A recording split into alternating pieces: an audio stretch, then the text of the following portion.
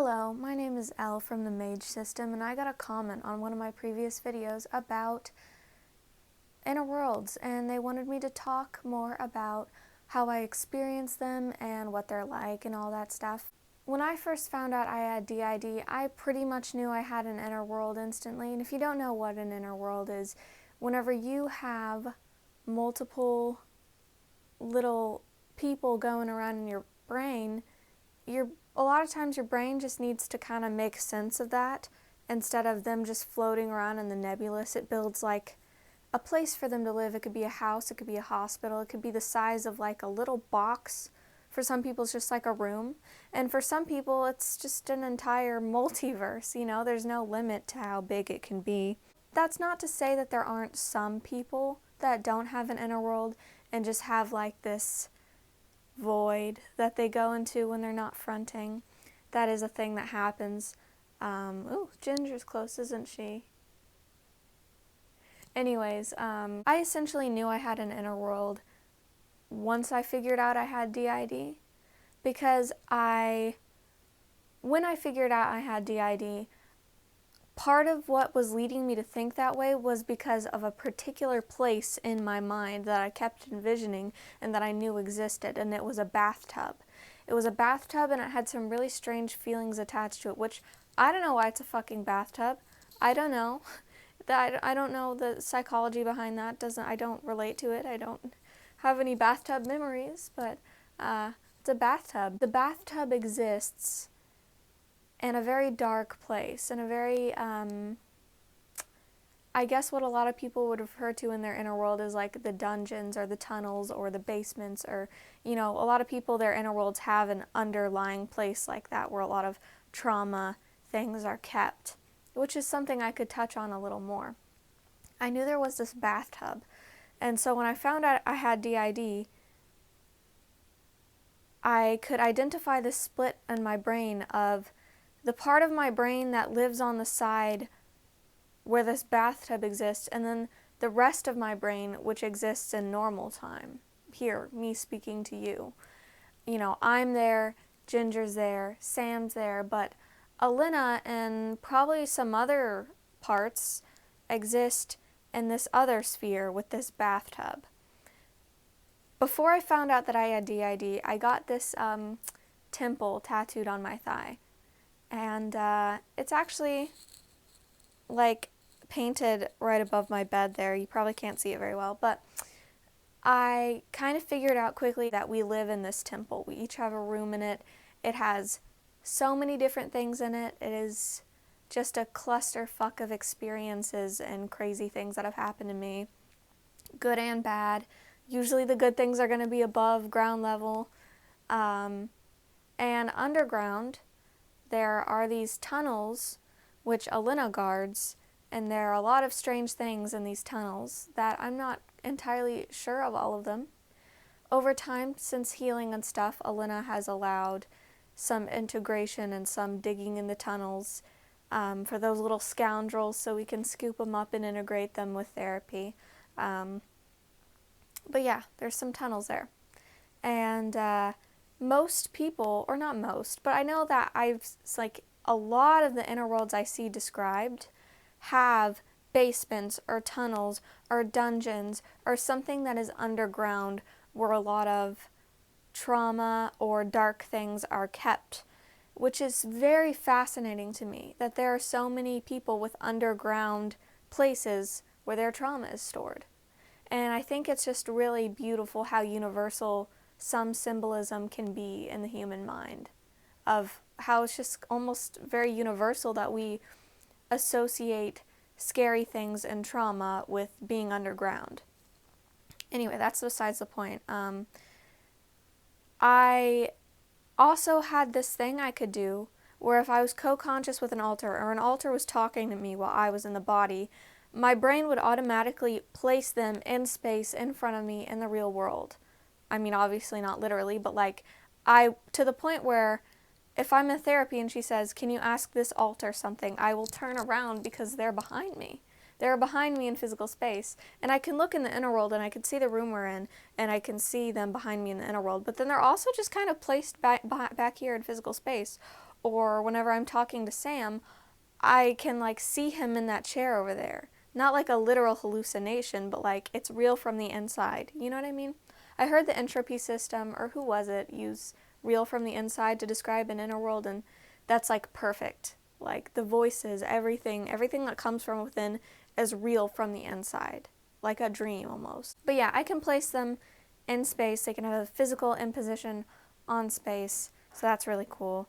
I think the third thing I wanted to talk about were the physics of the inner world. And since it's an inner world, it's not real, you can do whatever you want. And one of the entropy systems alters kit has wings in the inner world, and they have holes in them.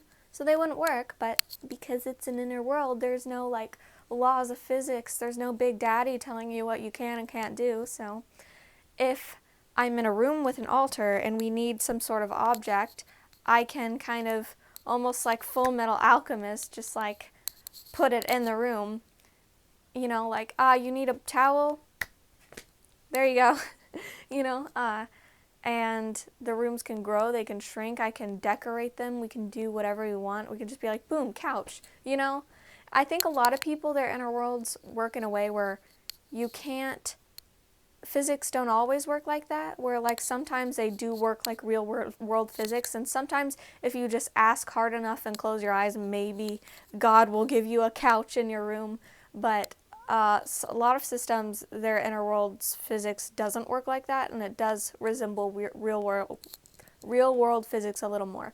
Mine is just whatever you want, you know. When I would have like some very in-depth conversations with an altar, or even multiple altars at once, I would kind of close my eyes and see just this one particular room where it was like a semicircle, and there were like these chairs in it, and there was on the flat side of the semicircle there was just a screen, and if your eyes were closed it was black, but if your eyes were open it was a screen that showed what was coming out of your eyes, essentially, like basically just taking a back seat in your brain and watching what's coming through your eyeballs. I can kind of almost suck myself back into the room right now as I'm talking to you and look through the screen that is my eyes.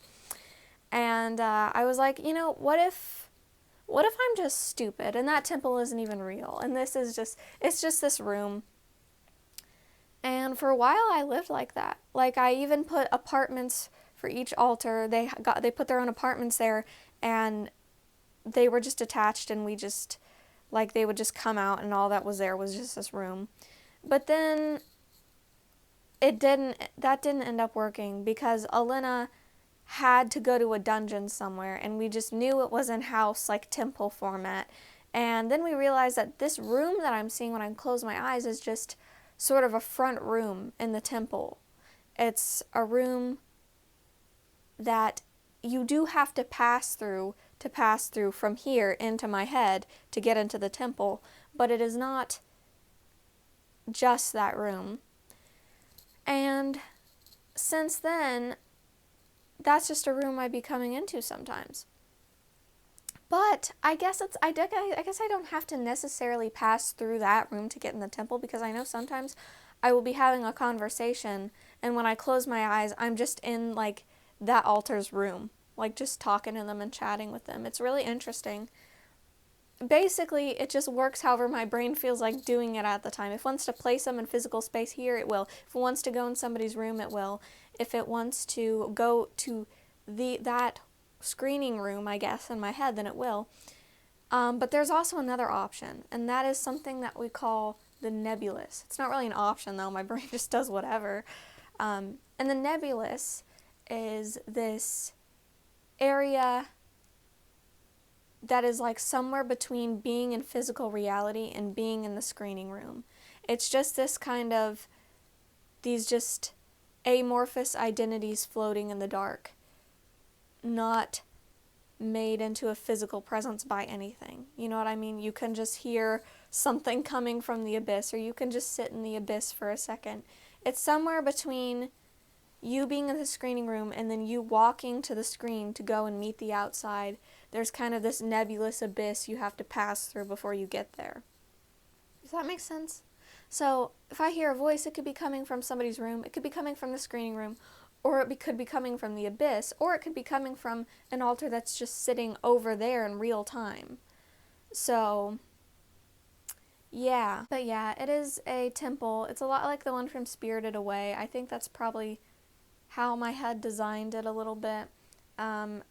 Everybody kind of, people's rooms range from just one room to like Ginger has like her own apartment up there. Like it's got her own like kitchen and shit, which Max just has like a hot fry covered teenage boy room up there. Like that's what he has. And then Elena has a whole like underground system here. Augie likes to live in the room under the stairs. He likes it, like he likes tight spaces like that.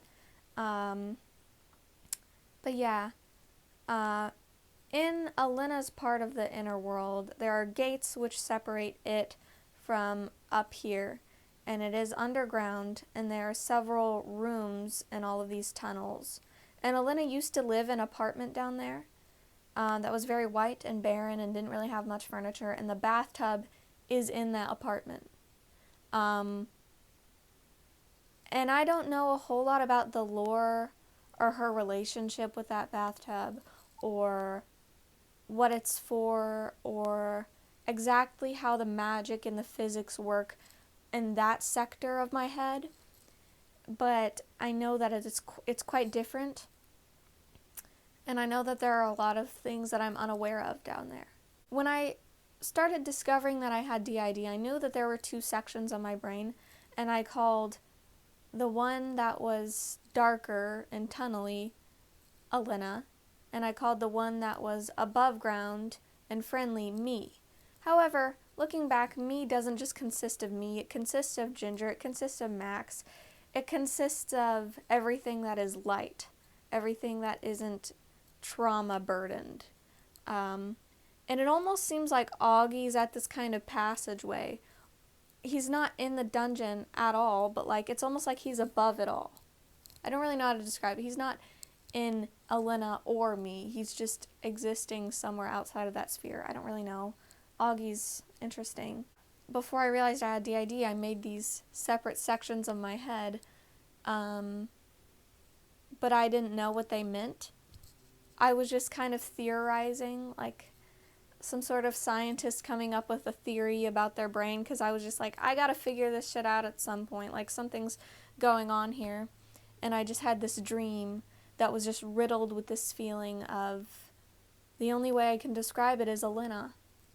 It's a feeling I've had in dreams since I was a kid, and they come around every once in a while. But I know that there's something deep in the back of my head. And so I called that deepness Elena. So that is how my inner world works. Probably gave some examples of how other people's inner worlds work.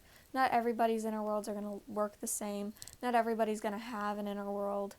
Some people's inner world's just going to be a room that they all sit and chill in. Some of them probably got like whole solar systems and shit, you know, like, I don't know. There's no law to people's heads that says how many altars or how big their inner world can be. That just doesn't make any sense. So, thank you for watching. I appreciate you. Bye.